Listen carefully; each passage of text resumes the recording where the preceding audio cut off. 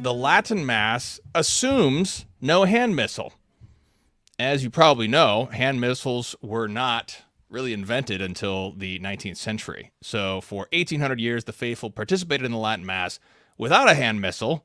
Not only that, they could not read.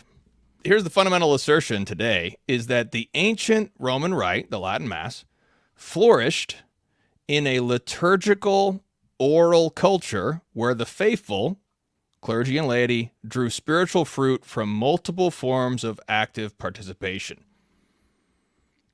So what I'm going to say here today is that the Latin Mass forms and is formed by oral culture. And that's true of every ancient apostolic rite of the church. They were born in an oral culture and flourished in an oral culture with an overlapping form of oral liturgical participation. Now, the new Mass, and even the Latin Mass in the early 20th century, tends to favor one form of participation above all others, the literary participation. And this is to the detriment of other forms, which, in my view, ends up hindering participation. Now, what is an oral culture? Well, it's one that communicates primarily by oral, not written means.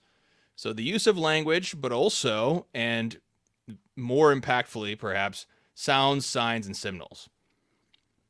So the Latin Mass assumes you can't read. And so the whole structure of the Latin Mass is built for an oral culture. So you don't need to be reading anything to participate very fruitfully in the Latin Mass. The point is that oral culture is not inferior to literary culture necessarily. As I said, the laity participated for 1800 years in the liturgy by means of oral culture without hand missals. So as I talked about that overlapping liturgy, what did the faithful do? They did mental prayer. An important note is that mental prayer, considered in and of itself, mental prayer is superior to vocal prayer in the spiritual life. So when you are doing mental prayer, you're operating at a higher spiritual level. People pray the rosary during the Holy Mass. This is something that I particularly favor. That's what I do at Mass. I pray the rosary. I wrote this article at OnePeterFive a while back, how to pray the rosary at Mass.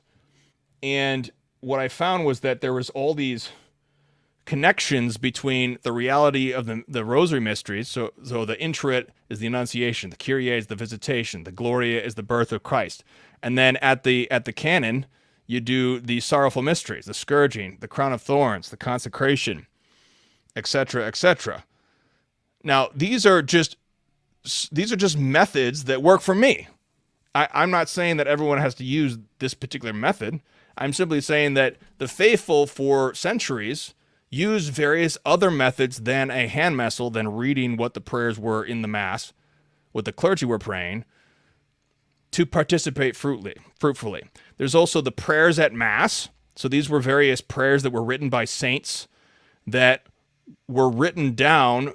There's, if you have the Blessed Be God prayer book, for example, that has a method of having prayers at Mass. So what this is it would just basically say, at the introit, pray this prayer. And it was just kind of like, I offer this entrance to you, etc., etc. And then the Kyrie, you would pray some prayers then. So it has these various private prayers written down for various portions in the Mass. And I should say also Pius X's Catechism, in fact, confirms the profitability of praying the Rosary at Mass. I didn't mention that. Then you have spiritual reading, just meditation and with silence on the signs and symbols. So there's a certain freedom of the laity in this traditional oral culture where you can enter into the fruitful participation of the Mass without a hand missal. The long and the short of it is this.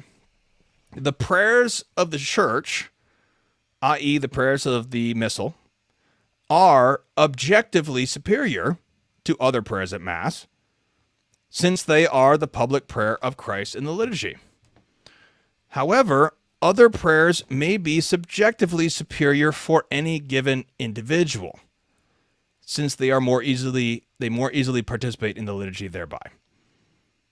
So if we consider them in themselves, the prayers of the Mass are always objectively superior to whatever I come up with. That's certainly true. We're talking about the Psalms versus my personal prayer. The Psalms will always win, considered in themselves. But the other aspect of it is that Christ is working in the liturgy so that I may participate in the liturgy. And the faithful should be allowed to have options of other forms of participation if they find them more fruitful.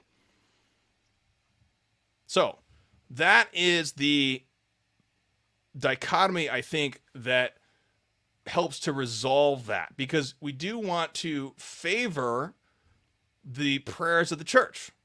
We want to favor them because they are the public prayer of the church. They're the public prayer of Christ.